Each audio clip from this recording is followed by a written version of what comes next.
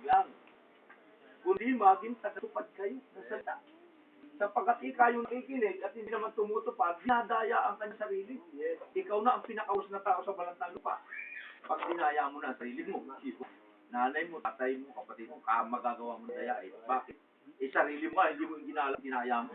Oo, yan. Kaya po, ano po yung mandaraya sa sarili? Nakikinig ng salita ng Diyos, pero hindi naman tinutupad. Maliligtas kaya ba yun? O, tingnan po natin kung maliligtas o hindi. Matthew 6:21. Tingnan po natin. Huwag masyadong inip mga bata. Kaya naman tubig na, hindi naman uhupa yung tubig niya. Nariyan pa rin.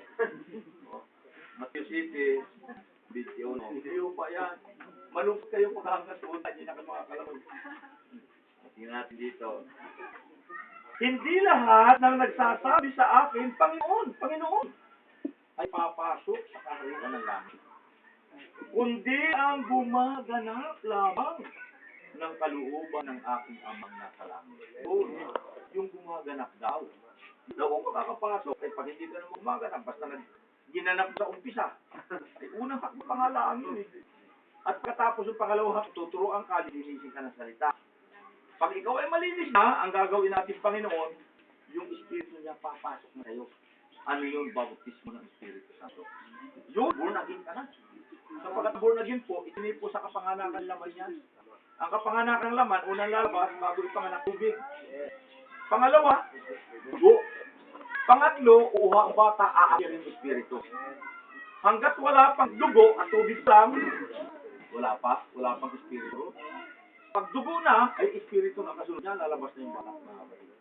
Pag yung bata pinalo na, pumasok na Espiritu ron, may buhay na po yung bata. Kaya lang, yung Espiritu pumasok, anong Espiritu yun? Yung worldly spirit, Espiritu po ng mga pulling angels. Ang pulling angels, evil spirit. Kaya kailangan ang tao ay sumapalatay at mabautismuhan hanggang siya ay maborn again para yung Espiritong yun lumayas. At Espiritu ni Cristo ang papasok at mananahan sa ating mga puso. At ang sabi ron, hindi na kayo iiwan, hindi ko kayo iiwan hanggang sa katapusan ng sanlibutan. O baka may tanong, pwede pang magdesisyon yung iba. Kaya lang, ang pang-alaala ko lang, hindi natin alam ang araw ng bukas.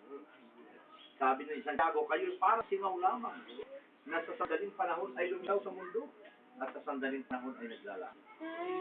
Samantalahin niyo ang mga araw sapagkat ang araw ay masasama. Yung kaya po mga kapatid, baka may tanong, sinong may tanong? Ano po tanong natin? May tanong.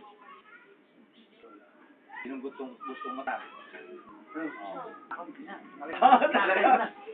Kailangan po pag nag-desisyon tayo, ay matibay ang ating desisyon.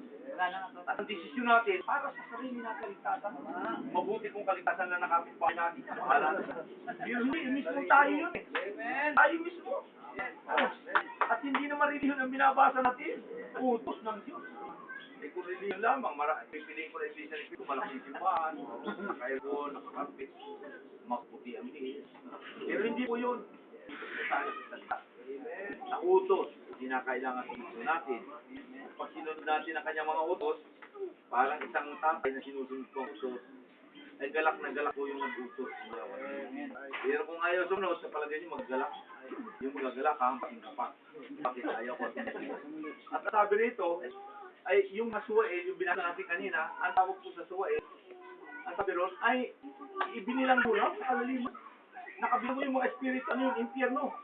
Ngayon, pag sinabi ko suwail, eh hindi ko sumusunod sa utos yun. Kaya nga suwail eh. Saan po napunta ang suwail? Ang sabi ron ay sa kalaliman ng lupa sa impyerno. Sa bilang po naman. Ayun po. Siguro wala tayong, baka may tanong pa. Wala na. Tanong.